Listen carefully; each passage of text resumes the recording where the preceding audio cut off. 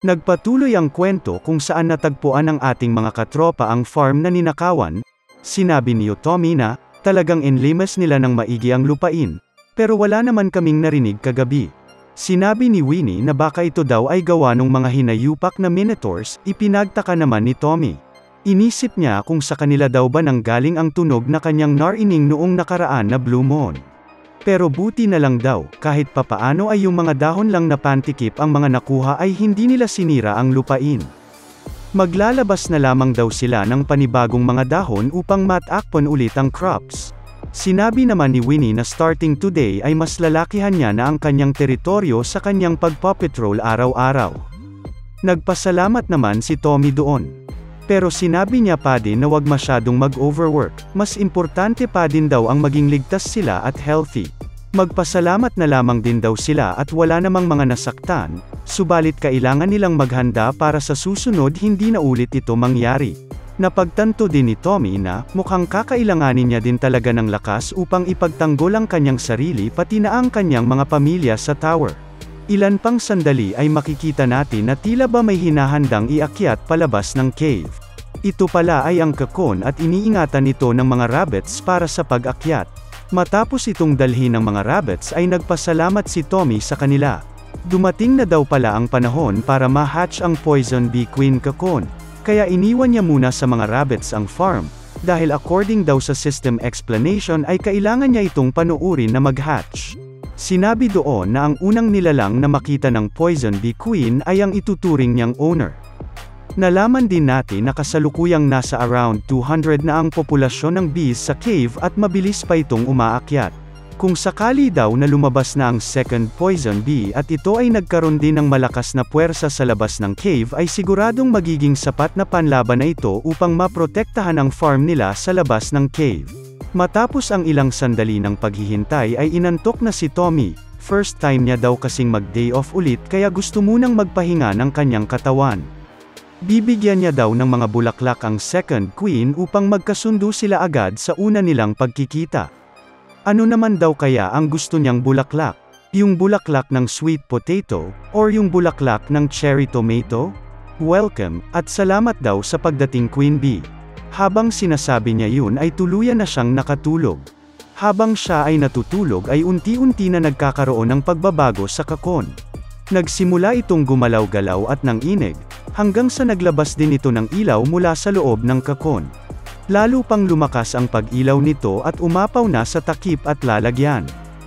Matapos ang ilang sandali ay nagkaroon ng mga kumikinang na particles sa lalagyan. May kamay na makikita at inalis na ang takip, hanggang sa pinakita na nga sa atin sa wakas ang second Queen Bee. May bagong karakter na naman tayo sa farm. Ano kayang magiging pangalan niya? May magpepresenta ba? Tinignan niya ang kanyang mga pakpak at siya ay naging curious. Sinubukan niya igalaw ito upang makalipad. Subalit dahil bago pa lang siya ay sumubsob siya agad kay Tommy. Sakto naman na nakita niya ng harap-harapan ang pagmumukha ni Tommy. Tinitigan niya itong mabuti na para bang gusto niya itong sungalngalin. Kilala kong kaliskis mo, oy. Joke lang yun. Hanggang sa na-record na nga niya at ng system na si Tommy ang kanyang owner. Natuwa naman siya bigla ay napangiti. Kinilig lalo siya nung nakita niya ang mga bulaklak sa dinala ni Tommy. Ilan pang sandali ay lumabas ng cave si Bee at sila ay nagkita ng kanyang anak. Nag-usap sila pero ewan ko ba kung ano ang kanilang pinagsasabi. Hinatak siya ni Bibi upang lumipad, nga pala para hindi kayo malito. Si Bibi ay yung may mas malaking crown sa ulo. Tignan niyong mabuti para hindi kayo maduling. Anyway, sila ay nagkaroon ng mother and daughter bonding habang naghahabulan sa himpapawid. Nagpakita ng respeto ang second Queen Bee sa kanyang nanay at ito ay nagbow. Mabilis siyang lumipad palapit sa pagmumukha ni Tommy. Hindi na nga ito nakapagpigil at minolestya niya ito. Umiral siguro yung kadimonyo ng aking kamay. Gumalaw. Naramdaman yun ni Tommy at siya ay naalimpungatan. Nagtataka siya kung ano ba ang nangyari. Hanggang sa bumulaga sa kanya ang sangkatutak na notification windows. Hinanap niya kung nasaan na daw ba ang second Queen Bee. Bakit daw ito biglang nawala? Nalipat naman tayo sa ibang eksena kung saan pinapakita ni Ox3 ang nakuha niyang mga dahon sa kanilang captain. Tinanong ng captain kung iniwan lang daw ba talaga yung mga dahon doon. kung saan sumang-ayon si Ox 3. Sinabi ng captain na kakaibang damo daw yun, hindi daw ganoon ang itsura ng mga damo na kinakain nila dati. Masyado daw itong maliit at hindi pwede ma-share sa iba. Humingi naman ng tawad si Ox 3 dahil doon. Hindi niya daw kasalanan yun, sabi ng captain. Nasa lahi daw kasi talaga ng kanilang species ang maging malakas sa pagkain. Ang bango daw ng amoy nito kaya naman sinubukan niya itong tikman. Dumikit pa lang ang dahon sa kanyang dila ay tila ba nang inagnaniman ang kuyukot ng captain sa sobrang kilig at napasigaw siya ng daddy. Sobrang malasa daw nito at siksik sa energy. Pinuri niya si Ox 3 at sinabing mukhang yun na daw ang sagot sa kanilang problema. Kung marami silang ganoong klaseng damo ay maibabalik ang prosperity at kasiyahan sa kanilang tuyot na lugar. Iniisip niya kung ano kaya ang nangyayari sa forest area na yun. Hindi siya makapaniwala na may ganoong klaseng grass sa abandonadong lugar na yon. Mukhang nalalapit na daw ang pagbabago sa 99th floor. Gusto niyo nga din daw sana pumunta na doon in person upang ma-secure agad ang mas marami pang plants. Subalit hindi niya pwedeng iwanan basta-basta ang waypoint, lalo na't hindi niya pa naman alam kung gaano karaming grass ang nandoon. Limitado lang daw pala kasi ang kanyang oras pagka malayo siya sa waypoint. Kaya naman tinawag niya ulit si Ox 3 at sinabing, hanapin mo ang pinaka-source ng grass na yon. Kung nakita mo yun doon ay siguradong mahahanap mo din sa lugar na iyon ang penanggalingan. Habang inuutusan naman ng captain si Ox 3 ay itinaas niya ang kanyang kamay. Baka naman pwede naman daw muna siyang magpahinga, kakakain niya lang ng madami kaya gusto niya muna matulog. Subalit, kinuha agad ng captain ang kanyang giant axe, kaya naman tumakbo na din si Ox 3 sa takot. Lumipat tayo ulit sa ibang lugar, at bumalik ulit tayo kay Moon Ing. Tinanong ng mga hunters kung bakit naman ngayon lang siya nagpakita. Sinabi ni Moon Ing na, sorry na Meow, naging busy lang. Pero don't worry, ang bebenta kong cherry tomatoes ngayon ay extra special Meow. Anong special ka dyan? Di ba special naman na talaga ang magic cherry tomatoes mo? Manahimik ka nga dyan Meow, mas special pa ito ngayon. Ito ang mga D-grade magic tomatoes.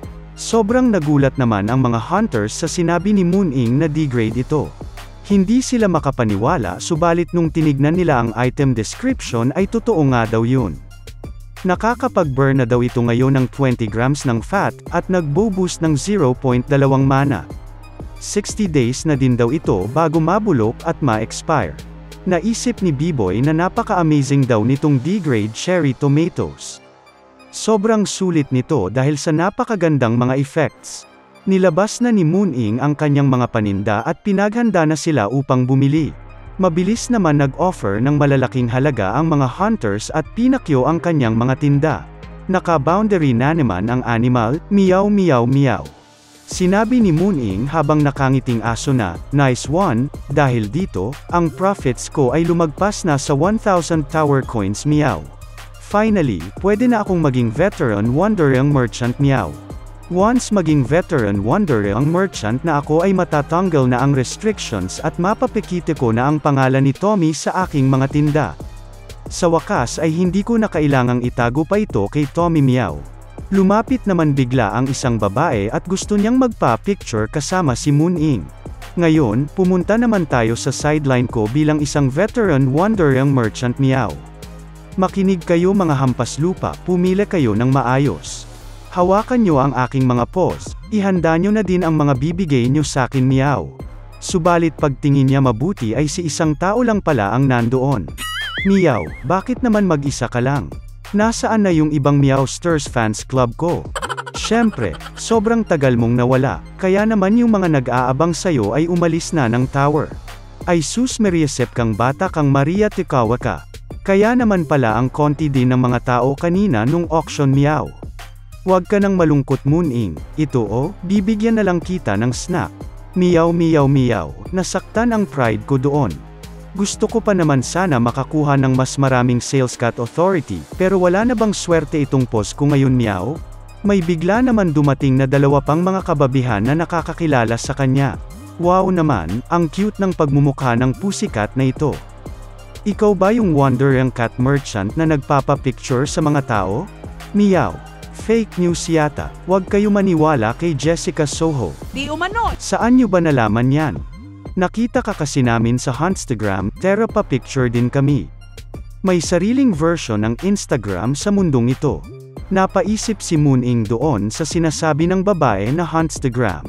Hanggang kumislap na ang mga muta sa kanyang mga mata, at parang nakalanghap daw siya ng amoy ng pera. Sige, kung gusto nyong magpa-picture, bigyan niyo ako ng rewards meow. Awit talaga sa'yo Mooning, #1meow1prayer ka talaga.